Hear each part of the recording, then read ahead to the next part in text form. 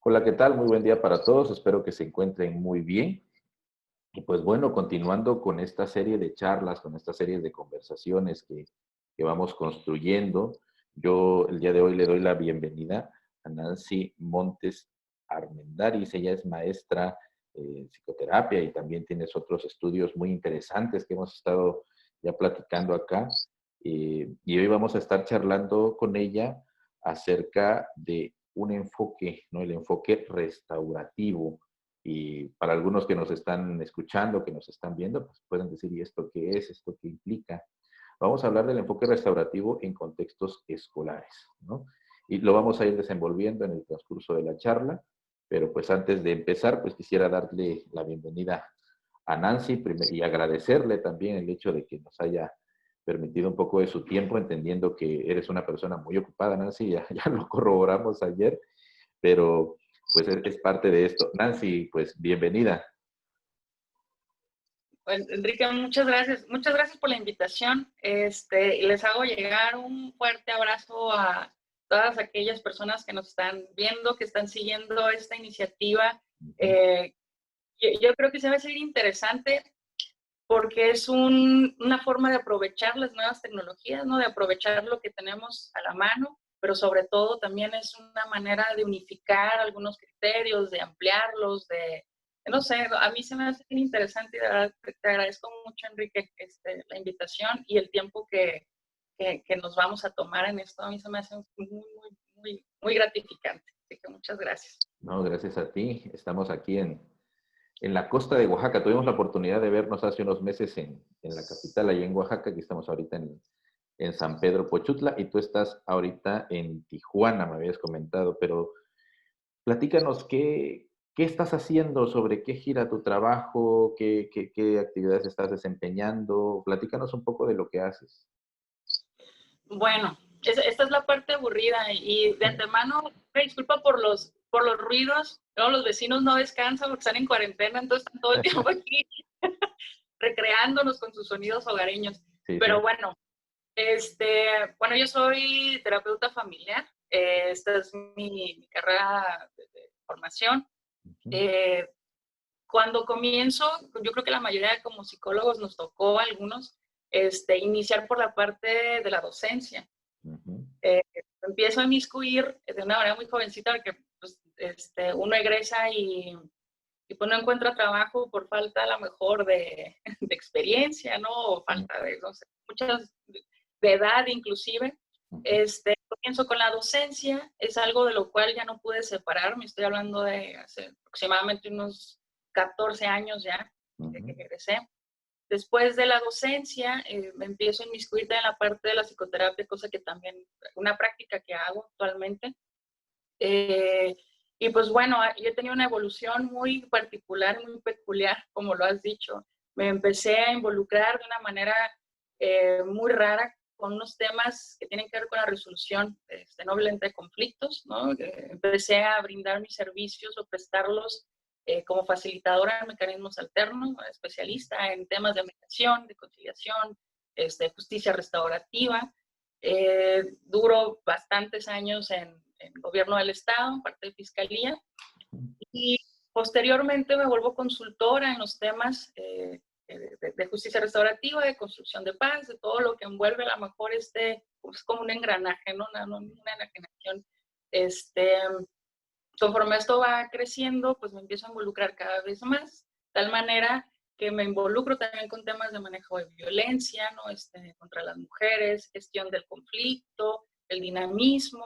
Bueno, ha sido una bomba, ¿no? Para mí también poder implementar inclusive algunos programas. He trabajado con víctimas del delito, he trabajado con las partes, personas, por ejemplo, privadas de su libertad.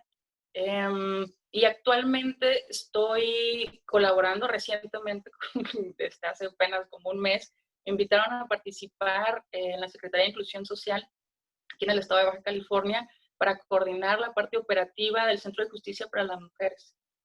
Entonces, estamos tratando de implementar como todo este bagaje también de abordaje que tiene que ver con el manejo de la violencia, ¿no? Evitar o erradicar, ¿no? La idea es erradicar la violencia contra la mujer, la violencia de género. Pues bueno, sí ha sido así como mi parte, con algunos repuntes, ha sido un tanto extraño para algunos, para algunas, pero bueno, yo creo que la finalidad de todas estas herramientas que vamos adquiriendo a lo largo de la parte profesional es lo que enriquece precisamente las áreas. Entonces, de manera de resumen, para no aburrir tanto a tu auditorio, eso es lo que más o menos. Ok, pues no, yo creo que todos tenemos esa historia, ¿no? Y yo creo que siempre es muy importante conocer cómo llegamos a donde estamos, ¿no? Porque cómo nos vamos construyendo, cómo vamos a veces llegando con un proyecto, a veces llegando de rebote, ¿no? Y de repente llegamos a un lugar donde descubrimos que estamos agradecidos con estar ahí, ¿no? De repente nos genera esto. Yo creo que todas esas historias pues son muy, muy interesantes. Precisamente sobre esto de tu trabajo que nos estabas platicando, hay algo que llama mucho la atención, bueno, en lo personal, cuando hemos tenido la oportunidad de charlar, del enfoque restaurativo, ¿no? ¿Qué es esto del enfoque restaurativo? ¿Qué nos puedes platicar acerca del enfoque restaurativo? Pero nada más que, ¿sí me escuchas? Es que se me Te entró escucho. una llamada Ah, no te y preocupes, de hecho, es parte de los gajes del oficio de las transmisiones así. Hacemos una pausa si gustas y continuamos para que contestes la llamada, ¿no? ¿O no hay problema? ay, ¿Ya quedó? no te preocupes, listo, Ok, no te ya preocupes. quedó. Es parte de grabar a veces así, ¿no? En estas plataformas. Entonces te comentaba, ¿qué es esto del enfoque restaurativo? Mira, el enfoque restaurativo, híjole, es un mundo, ¿no? El enfoque restaurativo ha tomado una importancia y una relevancia Ujú, inicialmente como parte de la impartición de la justicia, ¿no? Válgame la redundancia, y me refiero a la evolución de la justicia tradicional. ujú, Eh, Tenemos una historia de ser punitivos o punitivas al momento de llevar a cabo la exigencia de una reparación. Y entonces, el enfoque restaurativo son, vamos a decir, esta capacidad de cambio de paradigma, de cambio de visión, de cambio de eje, que tiene que ver con el resultado y la gestión de cómo respondo yo ante ciertas circunstancias o ante ciertos conflictos. Hablaba un poquito ahorita sobre cómo es que inicia aquí en México, sobre todo con la justicia tradicional, porque lamentablemente, espero que no sea así, pero la mayoría de las personas hemos tenido en algún momento que acudir a una instancia, eh, bueno, una institución de acceso a la justicia y donde tanto los perfiles o la frustración que genera el decir esto no procede o el trato inclusive del propio funcionario, pues ha impedido que la justicia se accese realmente hacia sentido comunitario. Entonces, estos eran tradiciones sobre cómo la gente reaccionaba al momento de resolver, ¿no?, un conflicto. Cuando escarbamos y empezamos a estudiar un poquito sobre cómo es que esto implica realmente el impacto de sanación, inclusive de la propia víctima, encontramos que la persona que había sido víctima del delito nunca participaba de lleno en la toma de decisiones sobre lo que debería de suceder, ¿no? En cuanto a su reparación o sobre sus ofensas. Esto significaba que siempre había una entidad, ¿no?, un Estado que se quedaba con esa figura de víctima y decidía, ¿no? Y decidía generalmente por el castigo. Decían, ah, no, pues yo ya a esta persona te ocasionó un daño, ah, muy bien. Entonces yo le doy una sentencia y que pague, pero no de manera activa, no era como parte del castigo. Entonces, esto pues tiene que ver muchísimo con cómo se han resuelto los conflictos de toda la vida, ¿no? Aquí en México tiene que ver con un enfoque cultural punitivo. Y de una manera muy breve, para darles un ejemplo, por ejemplo, yo vengo de una familia muy tradicional, una mamá muy regañona, chihuahuense, ¿no?, norteña, y pues las mamás chihuahuenses pues son violentas, ¿no? Ahora que he estado trabajando con los temas de resolución de conflictos, pues la disciplina se encargaba de hacer personas perfectas, ¿no? En su forma en su sistema de creencias. Y la forma de llegar a la perfección era castigando, ¿no? Entonces a mí me tocó las nalgadas, me tocaron los jalones de cabellos, me tocaron una serie de violencias, porque así se llama, ¿no? Con todo el amor que le tengo a mi madre, violencias muy legitimadas.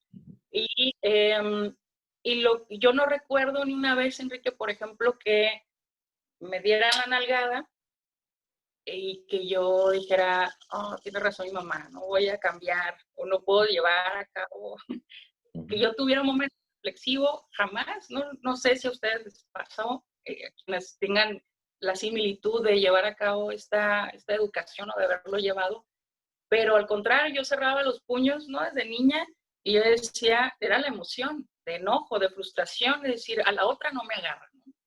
A la otra no me dejo, y a la otra va a ser peor, o a la otra.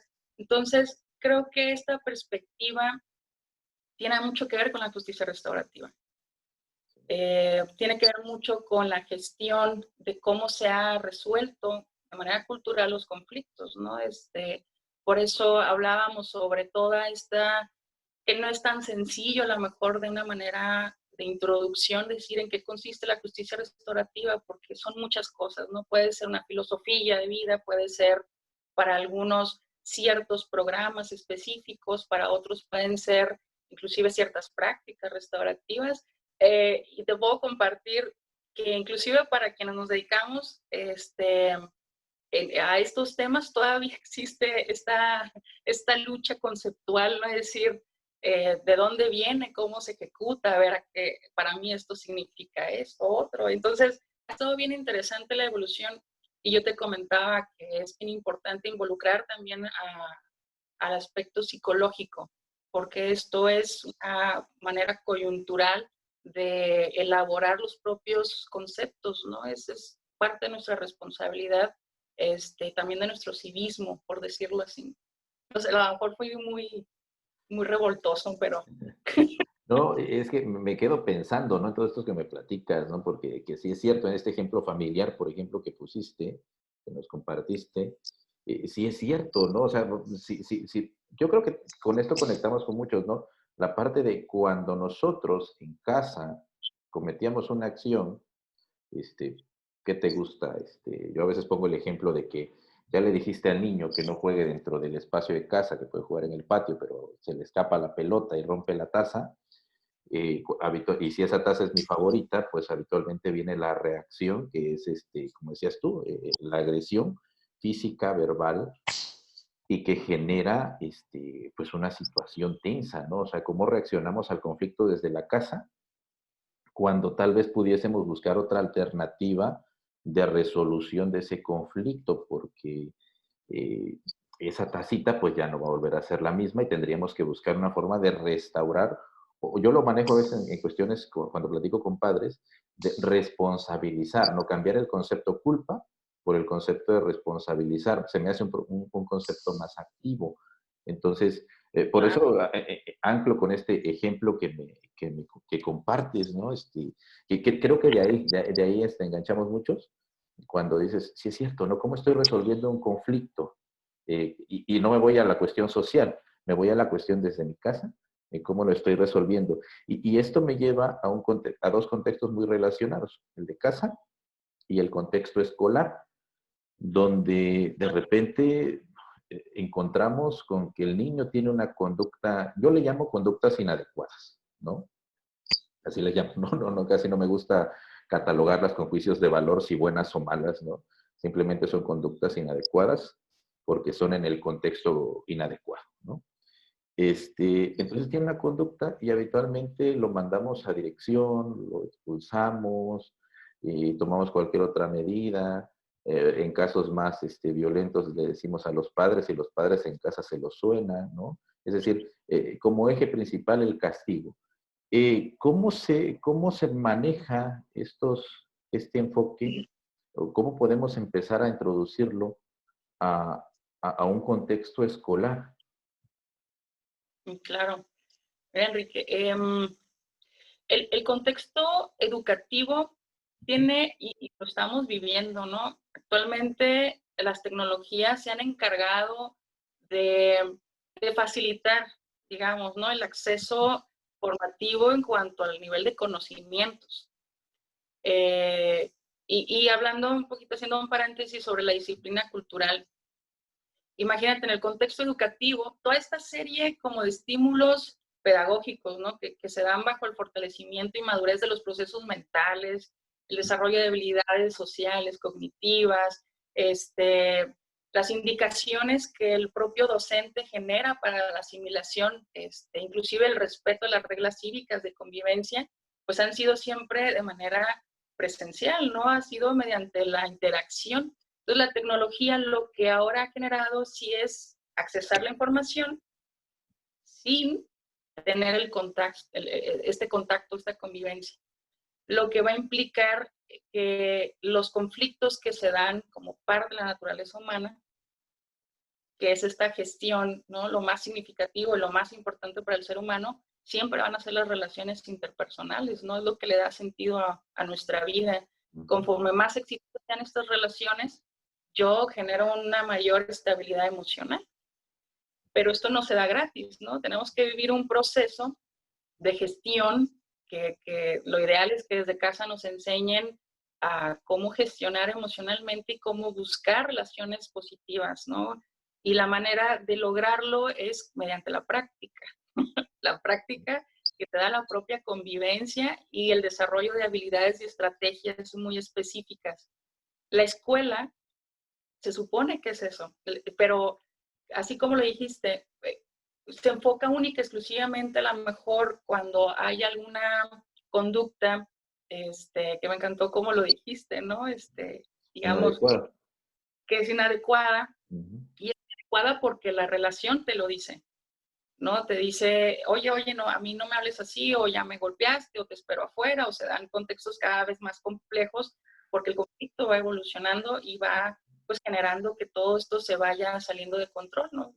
Van integrándose más elementos emocionales, elementos más complejos a nivel social, y pues bueno, las consecuencias, y lo dijiste precisamente ahorita, tiene que ver con, con todo alrededor del castigo, pero no de la responsabilidad activa en un aula al momento de generar a lo mejor un daño, ¿no?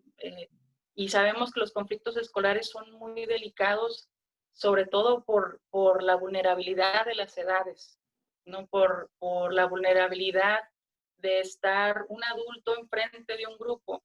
Y me refiero a menores desde kinder hasta secundarias, ¿no? Que es todo el proceso complejo y que cada una de las etapas del desarrollo nos los van clasificando, ¿no? ¿Cuáles son ellos los procesos que los llevan a categorizarse por las edades dependiendo de esas facultades que están en un proceso de desarrollo constante?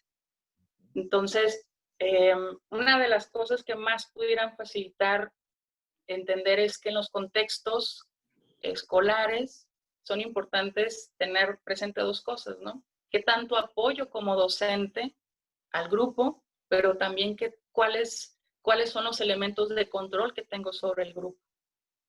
Y entonces, digamos que son unas vertientes. Yo apoyo, pero también controlo.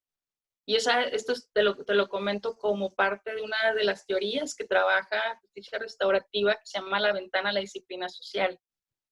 Yo puedo tener mucho apoyo, por ejemplo, con un grupo, y puedo tener muy bajo control, y esto me va a llevar a ser a lo mejor permisivo, ¿no? Yo puedo tener mucho control y poco apoyo hacia un grupo y me voy a volver punitivo. Puedo tener nulo control y nulo apoyo, que lamentablemente es un perfil muy común. No tengo control, no tengo apoyo, me vuelvo negligente al momento de llevar a cabo un grupo.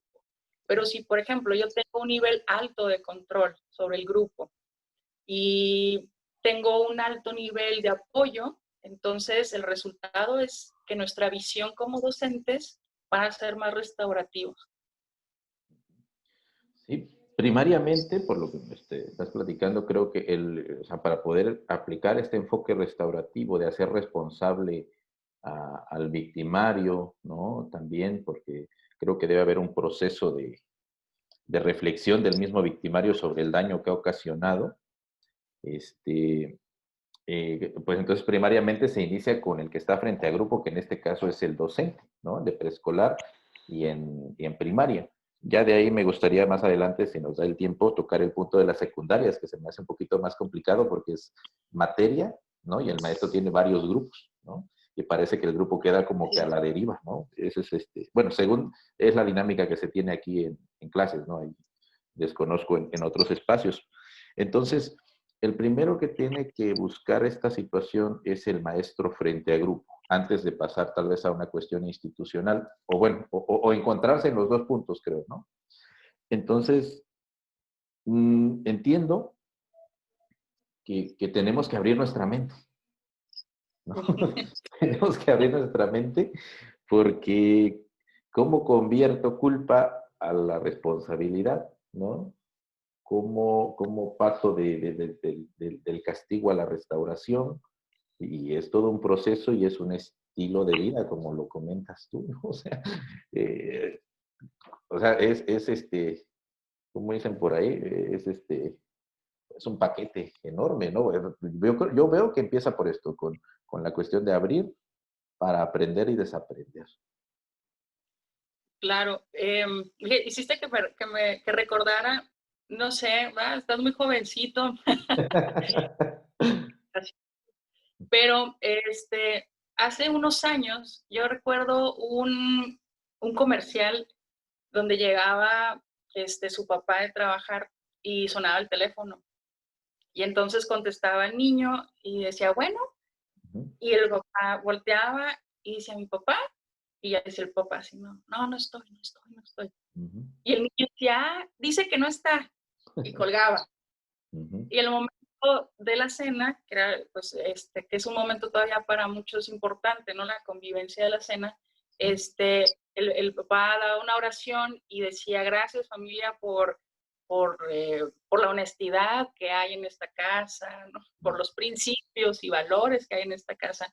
Y entonces, este es un ejemplo que a mí siempre me ha servido muchísimo a manera personal sobre la congruencia que existe entre hacer una cosa y decir otra. No mm, debe de vincularse, debe generarse un andamiaje. Este, por ejemplo, ¿no? Y a lo que voy es, yo no puedo vivir la justicia restaurativa sin llevarla a cabo, ¿no? Los valores se viven para poder transmitirlos, se enseñan de esa manera, se enseñan de manera práctica, no se enseñan leyéndolos, ¿no? Porque pasaría lo del comercial. sí, Entonces, justicia restaurativa inicia por un cambio de paradigma para la misma persona, ¿no? Para el mismo ser humano, para decir, a ver, ¿cómo reacciono yo ante los conflictos y qué tanto justifico, porque es entendible que el castigo sigue siendo ejemplar, ¿no? Que la violencia está legitimada. Es que le pegué, pero poquito, ¿no? ujú, Porque bueno, sí la ofendí, pero no estará tanto, está siendo muy exagerado, muy ujú, exagerada. Entonces, hay que, como para hablar del conflicto, dice Lederach, para entender la paz, hay que entender el conflicto y el dinamismo. ujú, Una cosa no puede llevarnos a la otra de una manera abrupta, ¿no? Tiene que llevar un proceso y construir en esquemas de paz siempre va a ser algo muy complejo.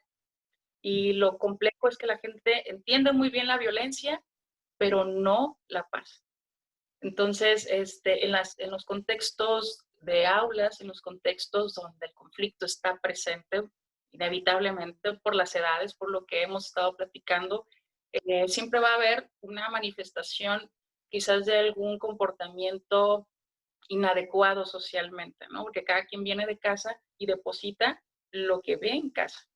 Entonces, gestionarlo tiene que iniciar por el liderazgo del maestro o del facilitador que ayude a generar espacios significativos, espacios seguros, espacios donde las necesidades de quienes estén presentes sean tomados en cuenta. ¿Con qué intención? Bueno, con la intención de poder, les digo, ayudar a gestionar ese conflicto. Entonces, sí, iniciamos por uno y es un trabajal tremendo. Entonces, sí, exacto, ¿no? Entonces yo veo como este primer punto para el enfoque restaurativo, pues el inicio con uno mismo, me hiciste recordar dentro de este diplomado donde coincidimos, en un módulo determinado teníamos lo de adicciones, ¿no? Y una de las preguntas que nos hacía ahora sí que con el que estábamos tomando el módulo, decía, ¿y cuáles son las adicciones que ustedes tienen, no? Porque siempre nos decían, pues, pensamos que son drogas, que es alcohol, pero de ahí no identificamos que es trabajo, que es compras, que es dinero, ¿no? O sea, de repente, sí, y las adicciones de ustedes, y resulta que de repente la mayoría éramos unos santos, ¿no? Y cuando te empiezas a analizar, te das cuenta que no, que hay quien es adicto al trabajo, hay quien es adicto al sexo, hay quien es adicto al dinero, ¿no? Y resulta que todos tenemos una adicción. Entonces yo creo que esto es algo similar, ¿no? Es empezar a ver, y tú cómo abordas el conflicto, ¿no? Porque al final de cuentas pedimos lo que no hacemos, como planteabas esto. Hay una palabrita aquí que utilizaste y que nos vamos a esto.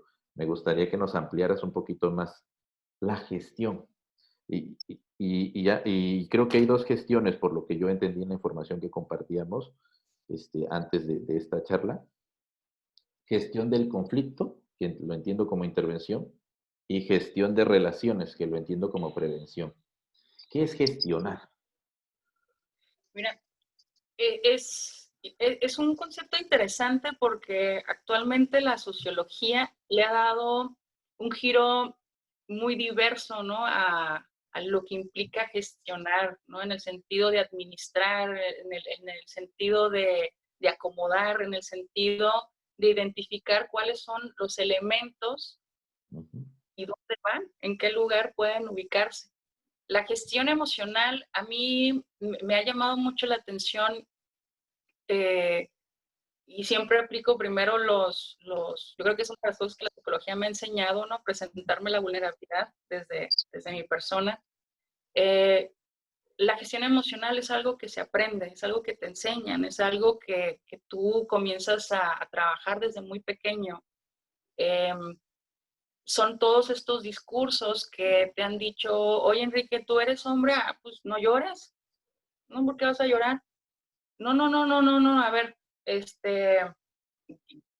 golpéalo, ya iba a decir una majadería, ¿no? Ojalá, te lo prometo. Ajá. Es, no, Enrique, tú eres varoncito, demuéstrale quién es el hombre, ¿no? No te dejes. Y entonces tenemos una serie y unos perfiles de varones que a veces a algunos no les gusta el conflicto fuerte, no les gusta pelear, se dicen, ¿por qué? Si yo soy tranquilo, a mí me gusta Sí. resolverlo, platicando de una manera más saludable. Pero a lo que voy es, la gestión emocional siempre va a ser una parte fundamental para darle el espacio a cada quien de procesar y de reconocer lo que están viviendo, ¿no? Hay un dicho que a mí me encanta, no recuerdo el autor, soy muy mala por los autores, pero decía, sentir y sonreír es la renta que pagamos por vivir en este planeta, ¿no? Y, y es cierto, tenemos que sentir para reconocer. Y lamentablemente los esquemas actuales no nos permiten ser tan conscientes de ello. O sea, apenas yo creo ahorita en la pandemia la gente se ha dado el tiempo, y no porque lo quiera, sino porque el silencio para algunos les aturde. Decir, bueno, ¿por qué me siento así? Regresan todos los fantasmas del pasado, comienzan todas las preocupaciones. Y si yo no tengo una forma o herramientas para gestionar esas emociones, yo me puedo carcomer por dentro, ¿no? Me Sí, puedo volver loca en algún momento.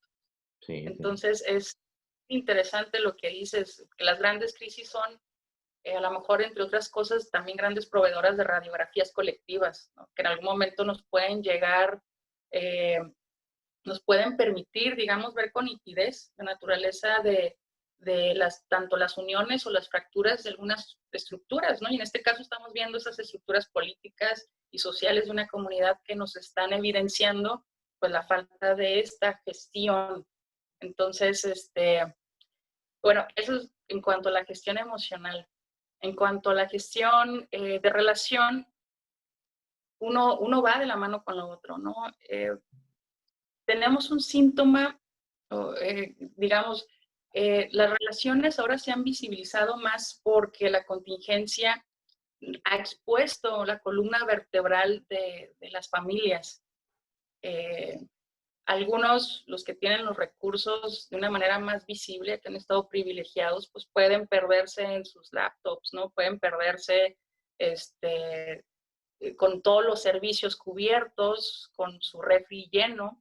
Entonces las relaciones ahí pues no van a estar tan en conflicto, no van a estar aislados, van a seguir juntos, pero lo que pudiera preocupar es cuando el contexto de la gestión de la relación carece a lo mejor de estas herramientas para reconocerme en el otro y entonces surge un conflicto que, que lamentablemente puede escalar a escenarios de mucho dolor, ¿no? Como lo es la violencia, como lo es la frustración, como lo es no sé, la violencia física, ya no se diga cosas más graves como violaciones a derechos humanos.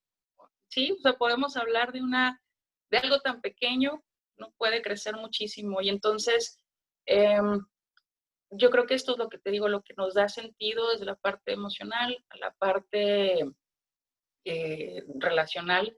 Siempre hay que ayudarles en la cuestión formativa a los menores por parte del docente a gestionar esto, ¿no? De lo contrario, eso no se da. O sea, si tu familia primaria tiene las carencias por cuestiones generacionales, yo creo que la segunda oportunidad es el impacto de una segunda sociedad, que es cuando ingresas a la escuela, ¿no?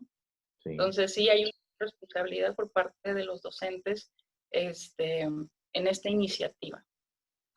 sí. Ahí yo manejo de repente una frase que me la inventé, no sé si por ahí alguien más la haya dicho en otras palabras, pero siempre manejo esta parte de, ¿fue responsabilidad de de nuestros padres educarnos? Sí. ¿Es responsabilidad de nosotros como adultos reeducarnos? También, ¿no?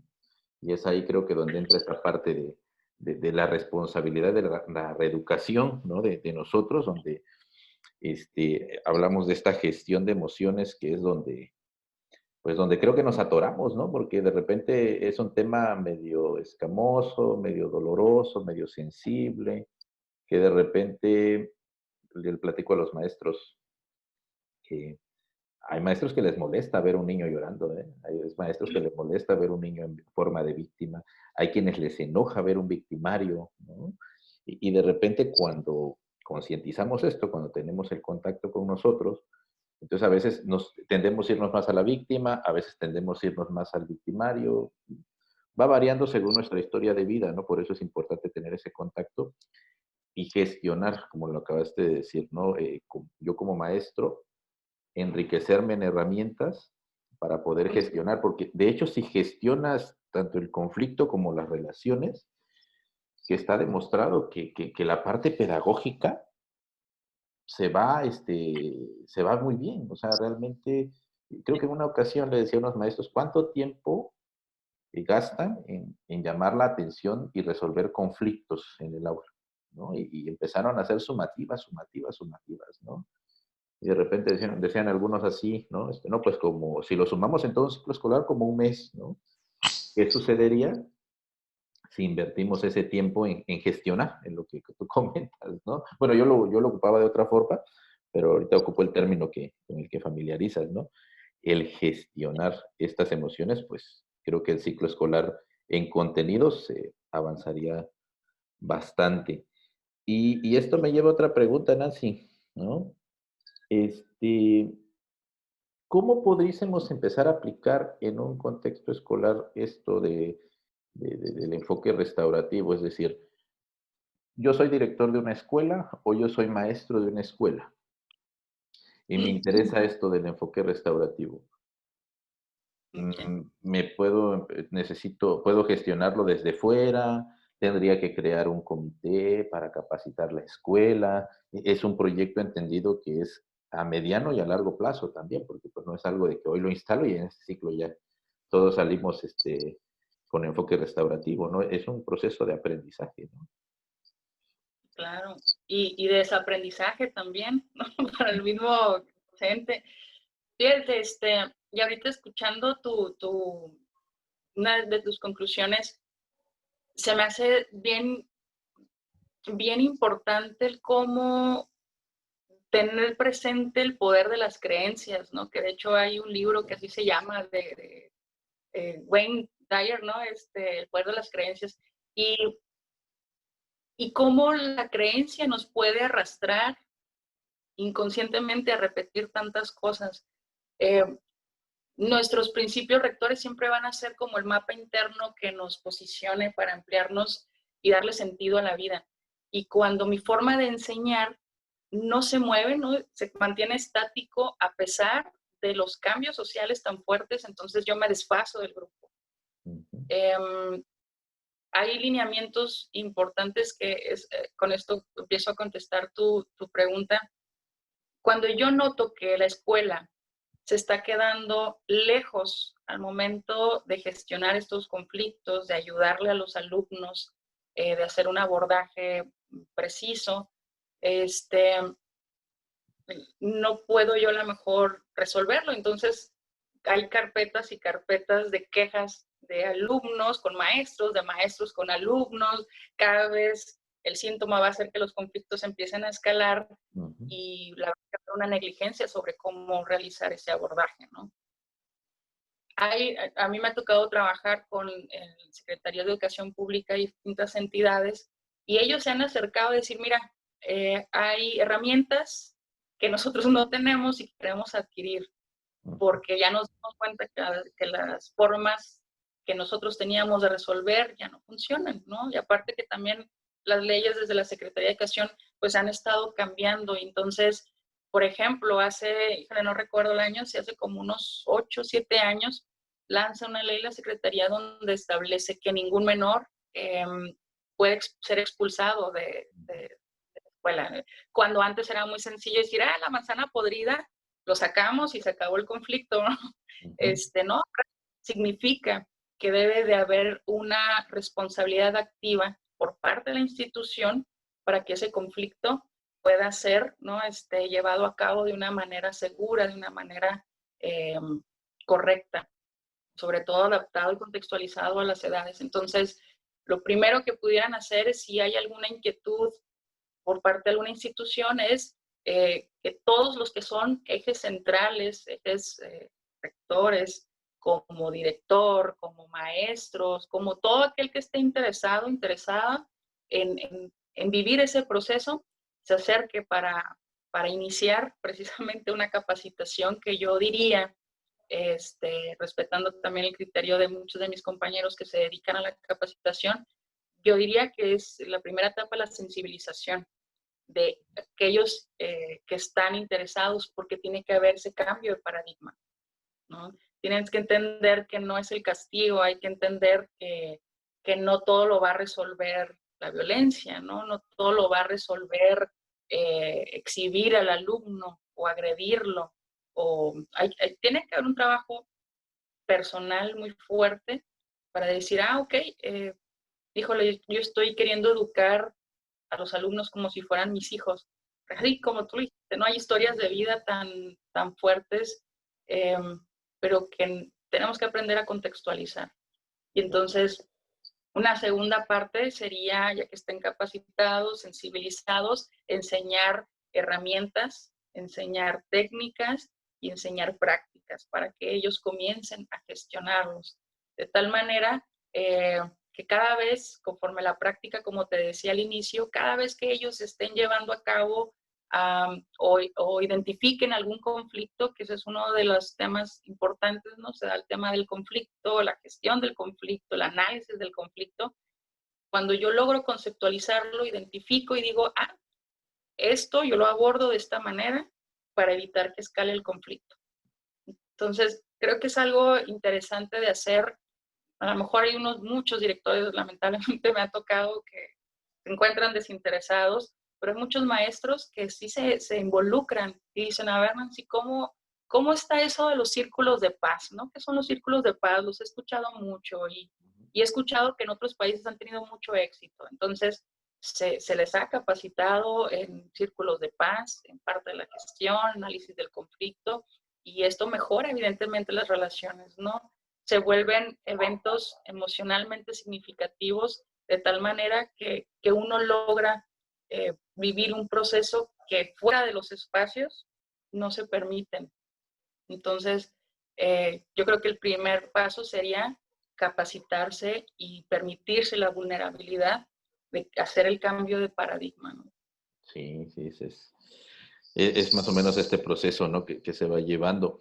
Fíjate, estaba checando, porque entiendo que este enfoque restaurativo es poner a las dos partes, ¿no? En un contexto escolar, a la víctima y al victimario, ¿no? Para gestionar el conflicto, ¿no? Es decir, que salga, ¿no? Que se resuelva de una forma más funcional, porque pues parece ser que el castigo no ha sido como la mejor, no ha sido muy útil al momento de ver resultados, ¿no? Decías hace rato con tu ejemplo de vida, pues bueno, hoy me castigaron, pues a la otra lo hago doble, ¿no? Dicen aquí en la región, dicen en la frase de con provecho, dicen, ¿no? O sea, pues para que la próxima vez me lo tenga ganado, dicen aquí, ¿no? Pero le voy a hacer doble, ¿no? Entonces, maximiza la violencia del victimario y revictimiza, ¿no? Un poquito. Entonces, eh, y también tenemos esta cuestión del enojo, del rencor, ¿no? Pero leí acá que para que esto se debe de haber voluntades, ¿no? Claro. Voluntades del victimario, de decir, pues la regué, te hice daño, ¿no? Quiero ver cómo puedo restaurar un poquito mi daño, ¿no? Y de la víctima también, de decir, sí te doy como permiso, si se me permite el término, de restaurar el daño que me hiciste, ¿no? Porque también cuando se juntan estas dos voluntades, que me imagino que se gestionan también, ¿no? Entonces podemos entrar a una práctica restaurativa. ¿Sí? ¿Sí? Para donde Sí, yo víctima te doy permiso y tú victimario quieres restaurar un poco de esto. Y que parece nada, pero el restaurar para el victimario le posibilita crecer como persona, ¿no? O sea, ese es el beneficio, creo yo. claro. Y imagínate, hablar del paradigma inicia por el facilitador, facilitadora, ¿no? Que ve y que descubre y que atiende las necesidades, como tú dijiste, tanto de la víctima como del ofensor. Necesidades que están latentes, pero a lo mejor no tan visibilizadas en algunas cuestiones. Cuando este elemento crucial, vamos a decirle facilitador, facilitadora, trabaja para atender desde el punto de vista de la víctima, desde el punto de vista del ofensor, los diversos elementos que están en el aire y le ayuda a gestionar, digamos, a acomodarlo, pues sí, se lleva al encuentro y entonces la práctica se da, ¿no? Se da esta práctica donde solamente la persona que ha recibido la ofensa, en este caso la víctima, ¿no? O el ofensor, solamente ellos saben lo que puede sanar de manera interna, ¿no? Porque también muchas críticas que se han generado por desconocimiento, ¿no? A estos programas es que ya se van a perdonar y cómo es posible que con una disculpa baste, cómo es posible, porque la gente que está resentida, como tú le dijiste, que está fuera de este proceso, pues no ha vivido también una manera adecuada de generar empatía tanto con una de las posiciones como de la otra. Entonces es muy fácil desde fuera, digo, criticar, pero uno de los resultados más importantes es precisamente esta empatía y es el conocer tus motivos, ¿no? Y poder, fíjate qué padre, empoderar como víctima y decir, quiero que me expliques por qué me hiciste esto, ¿no? Y quiero que escuches lo que esa acción ha generado en mi persona. Simplemente la catarsis de poder explicarlo es muy liberador y es algo que trabajamos a fin de cuentas en psicoterapia, ¿no? La capacidad de darle voz y sobre todo también el hablar de las emociones es hablar de salud. Entonces se ha menospreciado muchísimo que la parte de la salud es todo eso que me ayuda desde esta perspectiva y contexto a trabajar lo que requiero acomodar.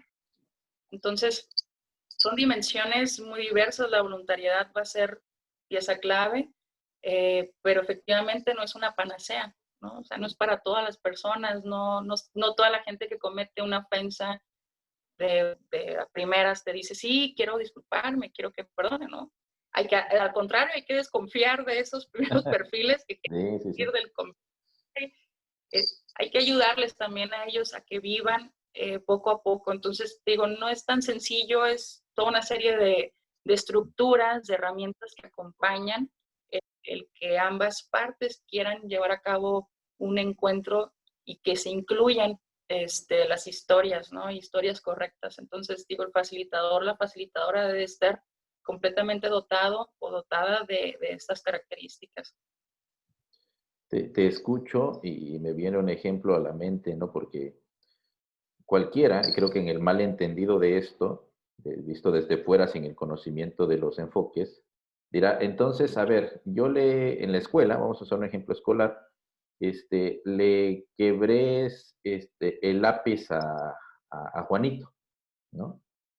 Le quebré, entonces, con que le pida una disculpa, sin sentirla, ya, entonces ese es el Ajá, enfoque restaurativo, ¿no? Así de simple, o sea, y entonces allá afuera, cuando yo cometo un delito, con que yo, a ver, ¿cuánto te debo? Y te lo pago, o sea, cualquiera en una forma simplista piensa que este es un proceso restaurativo.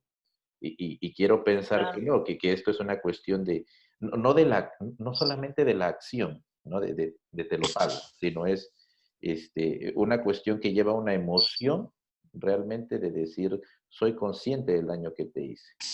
Eso es gestionar, que surja la emoción, en este caso del victimario y de la víctima, de que haya una cuestión de sí tengo la intención de reparar porque soy consciente del daño que te causé.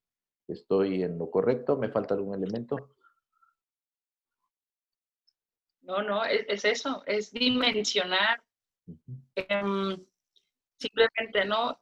Qué tan sencillo, y a mí me gustaría, igual a quienes nos están escuchando, ujú, ponerles el ejemplo, ¿no? Lamentablemente a mí me ha tocado lastimar a personas con ofensas que no son necesariamente parte de un delito, pero ujú. eh, ya sea que una ofensa, ¿no? Ya sea que no sé, se me viene a la mente, no sé, las veces que me he peleado con mi mamá, ¿no? Yo siempre voy agajada a mi mamá, que no se presta.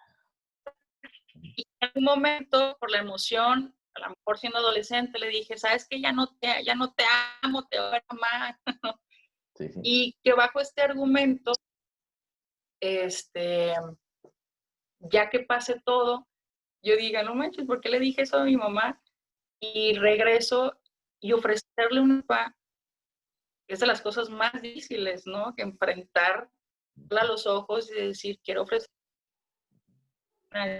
lo que sucede como mexicanos, como cultura mexicanas es, nos vamos por la tangente, esperamos que pase el tiempo Ujú. y nos hacemos la vista gorda, ¿no? Evadimos ese conflicto, nos dejamos de hablar, nos distanciamos y esperamos que alguna fecha importante, el Día de las Madres, el 14 de febrero, cualquier Navidad, sea el pretexto para volver a hablarnos. Y así es como se ha gestionado la mayoría de la cultura, ¿no? De las familias. Es, ya, sana colita de rana. Y no, lo que se intenta mediante este paradigma es, yo te entiendo, te amo, pero hiciste un daño, ¿qué vas a hacer para repararlo? Sí, sí, sí. ¿No? El amor cambia, lo que cambia es activamente qué vas a hacer de manera responsable. Este, y entonces esto tiene que ver mucho con la parte formativa y lo que te decía, hay que tener control, pero también apoyo. Sí. Cuando se combinan ambos es cuando surge esta visión. No hacerle las cosas a los demás, ¿no? Eso estropia, yo creo, todo el proceso personal, pero pues bueno, son algunos elementos que tienden a ser fundamentales, Enrique. Sí, porque este enfoque, por lo que estaba empapándome, tiende a ser incluso, tiende a confundirse en el momento de la práctica, comentábamos también, ¿no? Que de repente, entonces porque ya le pediste una disculpa a tu compañerito, ya le diste la mano en el instante, ya estoy haciendo justicia restaurativa como maestro, ¿no? Soy un maestro con enfoque restaurativo, ¿no? Y no, o sea, esa parte de gestionar la emoción, de que la cuestión de ser consciente de, del daño que ocasioné, surja en la persona, ¿no? Y como dices tú, es gestionarla a través de distintas actividades que, no, que le permitan la reflexión al niño para actuar, ¿no? Para actuar, pero que esa acción lleve una emoción realmente, ¿no? No que lleve solamente la acción, porque creo que aquí que es importante la carga emocional de reflexión que lleva el acto del niño, ¿no? Porque no es nada más, como dices tú, sana, sana colita de rana, ¿no? Eso es lo que lo hace complejo, o sea, y recalco mucho en eso, porque de repente, para no caer en esta confusión, sí estoy haciendo enfoque restaurativo, y en realidad no, estamos haciendo lo mismo, ¿no? Porque al final yo no siento, ¿no? O sea, sí se lo rompí, me dio gusto haberle roto el juguete al niño, ¿no? Y pues para que no me castiguen, o sea, si pido disculpas así nada más, ya no me expulsas, pues adelante, ¿no? Pero ya el gusto ya me lo di, que no es el chiste, ¿no? Hiciste que me acordara, a lo mejor con este ejemplo muchos terminan de aterrizar el proceso de lo que estábamos hablando. Recuerdo un proceso de un niño en el kinder, porque pues desde chiquito se pueden trabajar este tipo como de experiencias, ¿no? Sí. El niño le rompe un juguete, uno de sus juguetes favoritos, a otro niño, ¿no? Entonces el niño que resultó afectado, pues entra en un duelo muy profundo por su juguete favorito.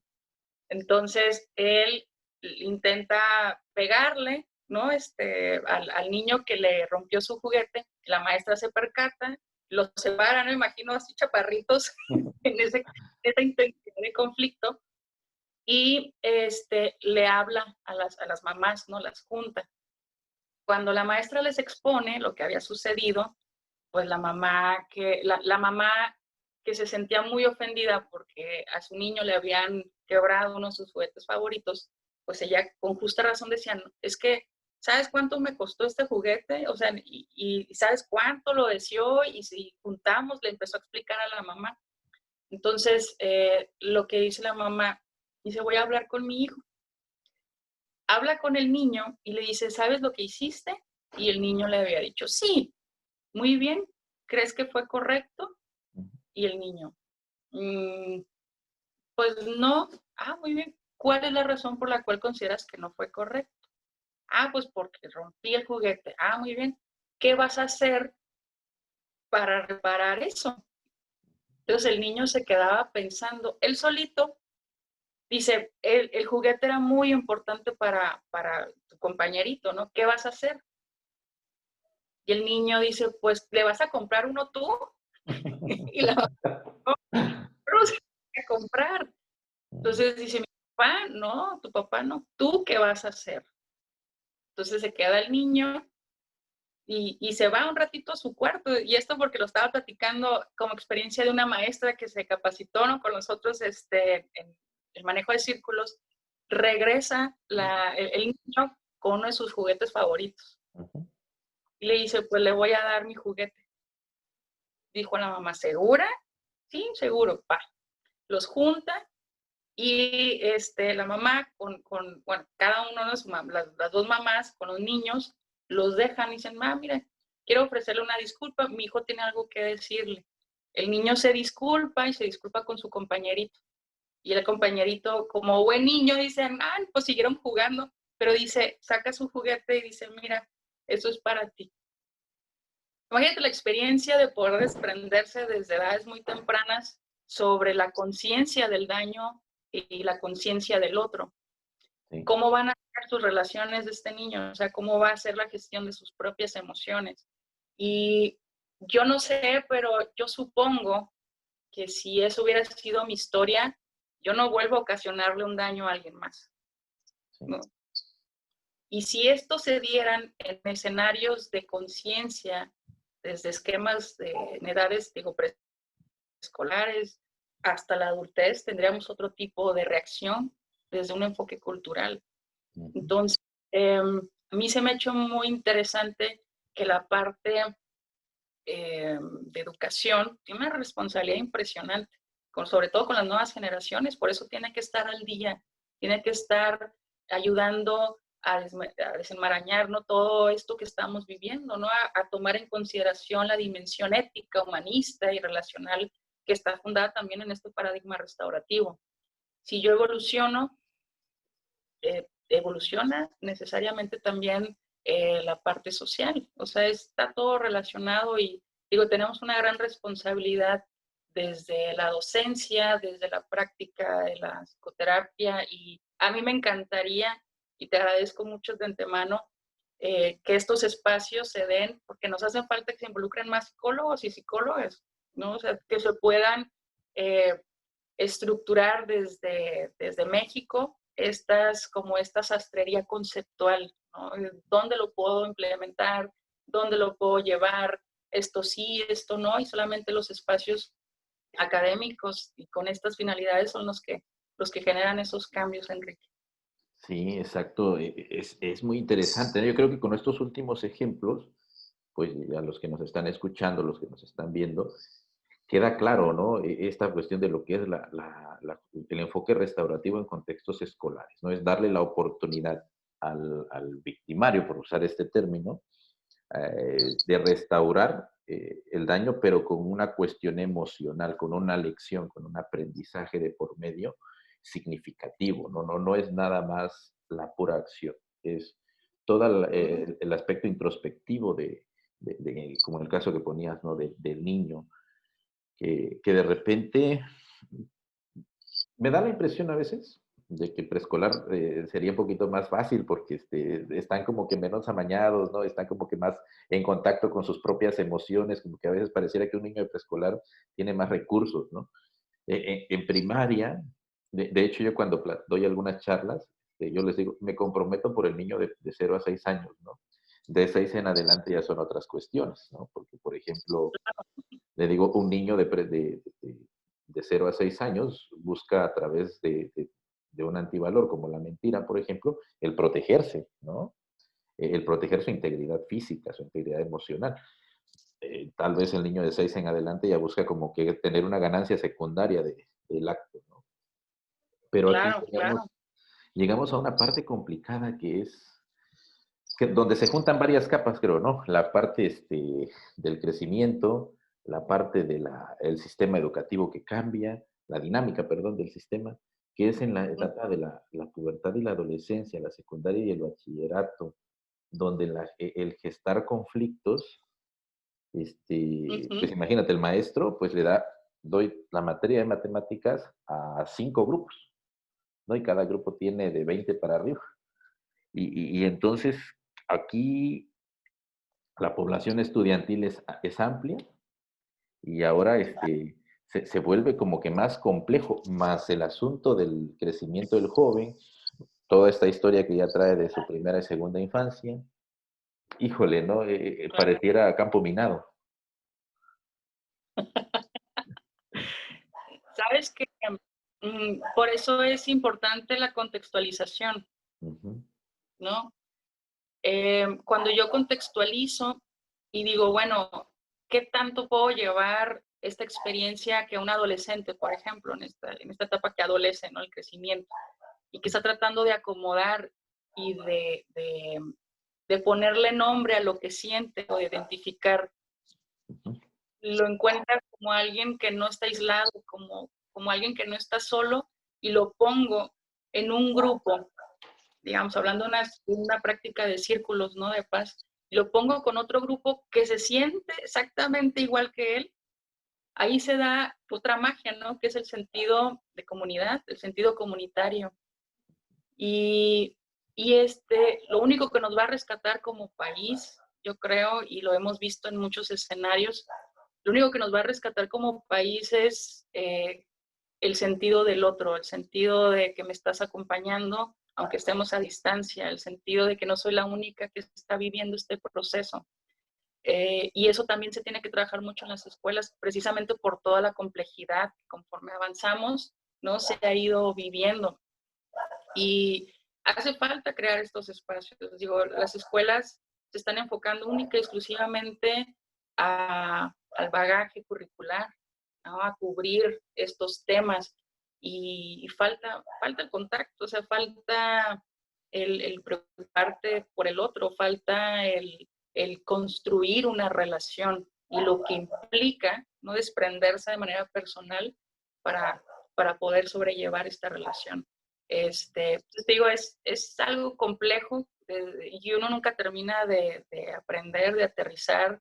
Es hablar, no sé, por ejemplo, de la pedagogía de la problematización, ¿no? ¿Cómo puedo yo generar estos escenarios, combinarlos, ¿no? Hay maestros súper creativos que dicen, voy a combinar esto con la convivencia o con esta dinámica para que me dé el resultado del aprendizaje significativo.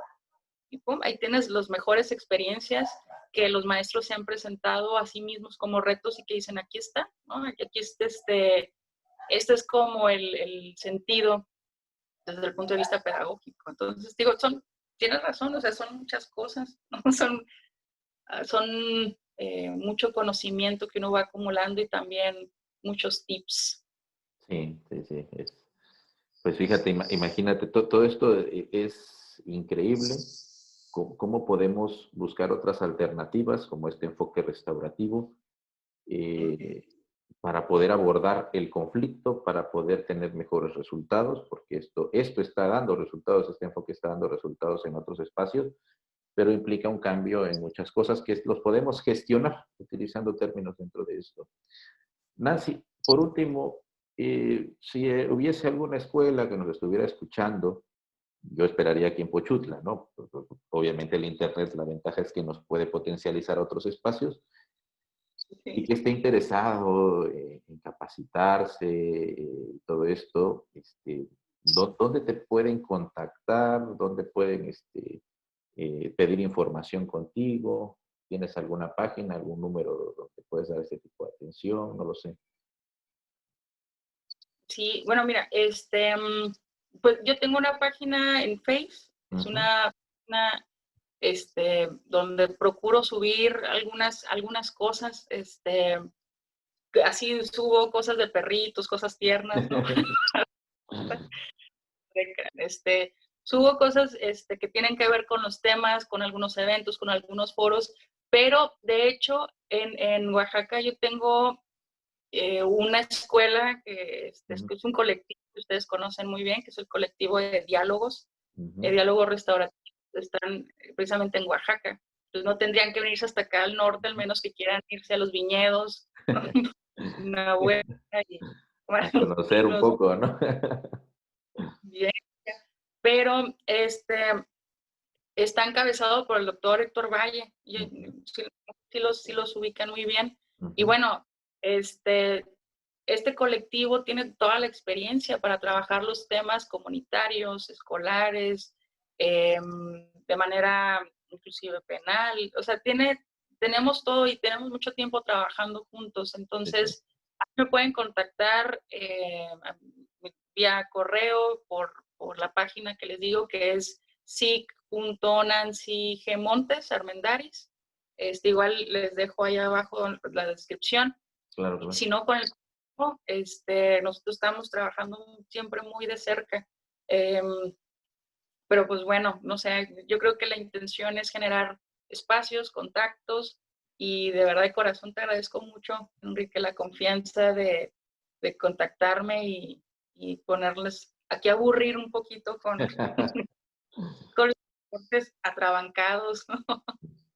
No, yo te agradezco bastante a ti porque yo creo que este tema, pues dejó pensando a muchos sobre cómo abordan un conflicto en el contexto escolar, ¿no? Cómo lo están abordando.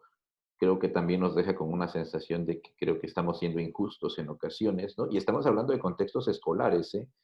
No estamos hablando donde impacta en un futuro que puede ser un aspecto legal, penal, ¿no? Sino creo que en estos contextos escolares podemos contener, podemos hacer un cambio radical, ¿no? En lo que puede impactar en un momento a nivel social, porque aquí se une lo que es la escuela, como decías hace rato, y la familia, ¿no? Y entonces empezar a construir voluntades para gestionar conflictos y para gestionar relaciones, ¿no? Hay, es muy interesante este tema y ojalá quienes nos hayan escuchado se interesen en investigar, en capacitarse, en construirse en esta temática que vale muchísimo la pena para mejorar un contexto social. Así es. Pues Nancy, muchísimas gracias, cuídate mucho y pues algo para despedirte. No, no, yo les agradezco muchísimo, sobre todo el espacio, ¿no? Les agradezco la consideración, que me hayan aguantado este ratito. Y estoy completamente a sus órdenes, ¿no? Siempre lo que necesiten, con toda la confianza, y es algo que abiertamente sí les digo, em, hay que contactarnos. Y sé que esta situación que es temporal, ¿no? En México, sobre la pandemia, se han despertado muchas inquietudes también sobre cómo retomar algo que no va a ser igual. Sí. Entonces, para acompañarnos, esos cuestionamientos me los hago todo el tiempo también, y no estamos solos, no estamos solas, no se sientan así. Entonces, yo creo que eso es algo que quisiera compartirles, ¿no? Que estamos bajo la misma tempestad, Así es, sí. pero sí es. Sí, sí, es que eso que mencionas es algo eh, tan importante, o sea, el efecto que tiene eso, traducido en este acto que estamos haciendo de grabar, de repente, de tener esa sencillez, de tener esa parte de disponibilidad, eh, pues es una sensación muy agradable de verdad, ¿no? Entonces, doy validez a tus palabras, me consta, lo estoy experimentando en este momento. Y pues una vez más, muchísimas gracias, ¿no? Mi reconocimiento, mi admiración por ti y por todo el trabajo que haces. Cuídate y que estés muy bien. Igualmente, Enrique, un gustazo saludarte, y un abrazo a todas y todos los que están aquí ya terminando y reactivando sus cosas, no sé, ¿verdad? Que tengan ahorita. Yo creo que allá ya van a ser las 2 de la tarde, ya les toca comer, algunos Ya ya. mero, cierto. Sí, 2 de la tarde, exactamente. Pues bueno, buen provecho Sí, para todos los que vayan a comer, ¿no? Y por allá, pues cuídense mucho. Hasta luego.